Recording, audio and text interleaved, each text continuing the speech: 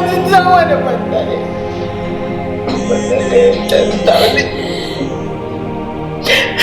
Wanda kan yi dan wayan lawi ma. Wanda kan mani yi dan wayan da kamata da kun mai son na wani bandare. Amma na wani. Ayala na yi wa tabin ban na yi da kotun ma a rai ma na wani. Raja ma mi na wani. Mana wani so da